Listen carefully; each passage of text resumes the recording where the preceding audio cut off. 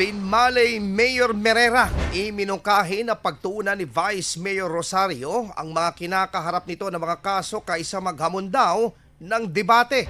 Para sa detalye kasama natin Idol Jam Victorio.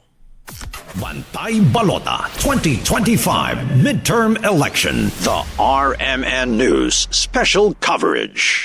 Iminungkahi ni Binmaley Mayor Pedro Merera III na pagtuunan na lamang ng kasalukuyang Vice Alkalde ang mga kinakaharap na kaso bilang sagot sa hamon nitong debate.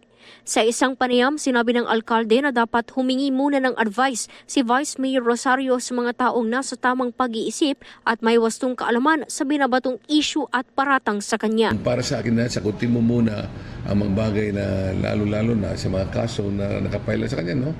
Dapat lang siyang doon muna mag-focus. Kaya sana humingi muna ng advice sa mga mismong mayroong kaalaman sa right mind na tinatawag natin. Yan ang tinig ni Binmaley Mayor Merera.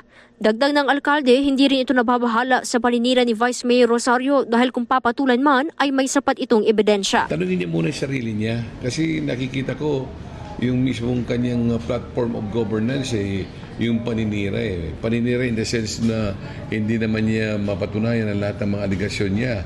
Kung ako ang magsisira sa kanya, meron akong mga ebidensya. Matatandaan na nag-ugat ang hamon ng debate ni Vice Mayor Simplicio Rosario noon pang 2024. Ngunit muling inungkat sa pagsisimula ng kampanya ngayong taon. Tanggapin mo ang hamon ko na magdebate tayong dalawa. No, si po ang magnanakaw. At kung sino naman ang sinungaling sa atin na para mo ng awa, Mayor Merera.